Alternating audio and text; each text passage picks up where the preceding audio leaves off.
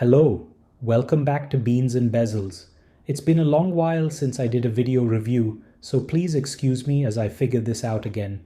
I want to begin by doing something I haven't done before, which is asking for you to like this video and subscribe if you'd like to see more of my content in your feed. And please leave a comment below if you're pleased to see a video review again, or if you'd prefer I stick to videography related content only. It's been a while since I had the chance to photograph and review a Nodus watch, so when I saw this watch being sold at a discount, I jumped at the opportunity. I haven't been intentionally avoiding Nodus, but things often came in the way of me reviewing one of them. For example, I recently purchased their collaboration piece with Raven, the trail trekker, but my brother promptly and indefinitely borrowed it before I could even film or photograph it.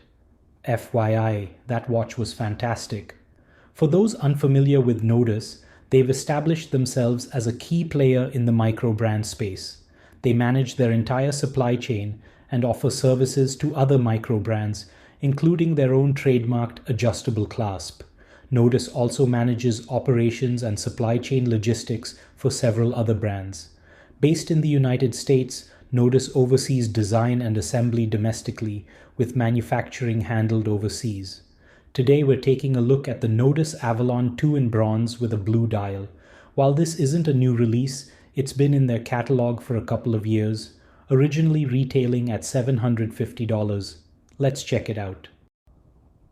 I measured the case of the Avalon II at 43.15 millimeters in diameter, 39.75 millimeters across its bezel, 47.20 millimeters lug to lug, and 12.65 millimeters thick.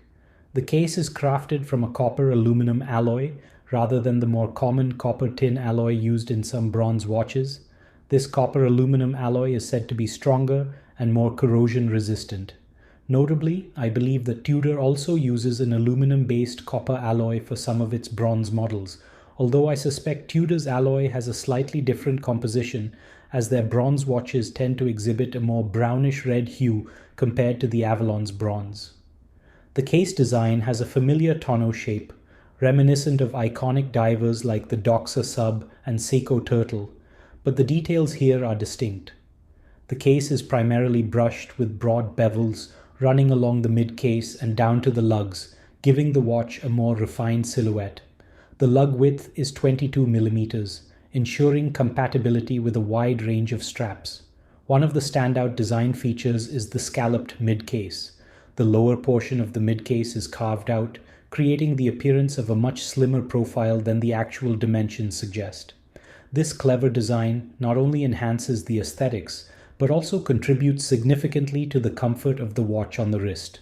The bezel is a 120-click unidirectional dive bezel made of bronze, with a ceramic blue insert featuring fully lumed markings. It's easy to grip and operate, and the action is precise with minimal to no backplay, which is always a plus on a dive watch. At 4 o'clock, there is a 5.85mm screw-down crown. The crown is recessed into the case, adding to the overall sleekness of the design while remaining easy to grip and operate. This placement also contributes to the compact and balanced silhouette of the watch.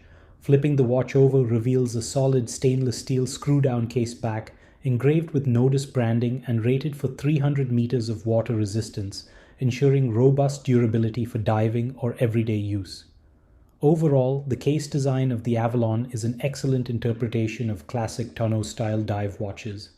The contours are well executed, providing both aesthetic appeal and comfort. My only minor critique is that the transitions between brushed and polished surfaces could be sharper and more even.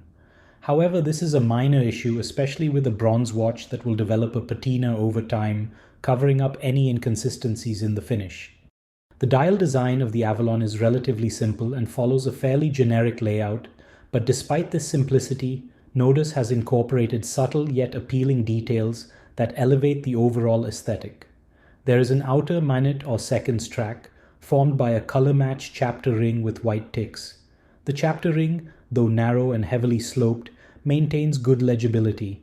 The track features bolder markers at the cardinal points, longer ticks for every 5-minute increment, and shorter ticks in between, contributing to both functionality and a clean, organized appearance. The base of the dial has a strong sunburst finish in a vibrant blue tone, which catches light beautifully and adds a dynamic element to the watch. The brand's name and logo are printed just below the 12 o'clock marker, while the water resistance rating is printed above the date window at 6 o'clock. The hour markers feature applied indices with large lume-filled plots. The gold-colored indices have sharp edges and high-quality finishing, giving the dial a refined and engaging look. These indices provide both contrast and visual interest, complementing the blue dial nicely. The date window at 6 o'clock is frameless, with a color-matched date wheel and white numerals. The execution of the date window is excellent, integrating seamlessly into the overall dial design without disrupting its symmetry.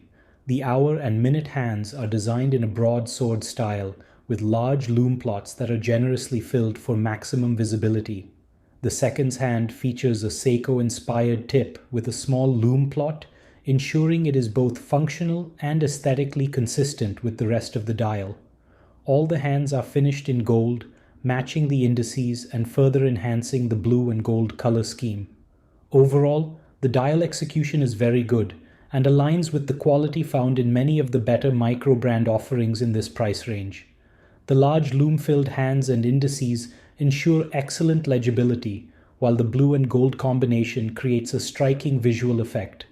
The Avalon uses Swiss Superluminova TC1 in the X1 grade, known for its superior brightness and longevity, in a white pigment that glows green. The lume application on this watch is impressive, with wide, deeply filled indices and hands that are densely packed with luminous material. The ceramic bezel insert is also generously lumed to keep up with the dial. In a time-lapse comparison with watches featuring the latest ceramic luminous compounds like Globolite XP on the Christopher Ward Lumiere and Lumicast on the Zelos Thresher GMT, the Avalon performs admirably. It holds up well against these modern technologies and remains one of the better performers throughout the comparison. While the hands and bezel do fade slightly quicker than the indices, this is expected given the substantial amount of lume packed into the indices. Despite this, the overall lume performance is exceptional, placing the Avalon II among the best lumed watches I've come across in the sub-1000 range. It comfortably ranks in the top 1% for lume brightness and longevity in this price segment, making it a standout option for those who prioritize lume in a watch. The Avalon is powered by the Miyota 9015 movement, which I consider to be the best choice for a movement in the sub-1000 category. It offers solid timekeeping and is notably slimmer than comparable Seiko, ETA, and Sellita movements.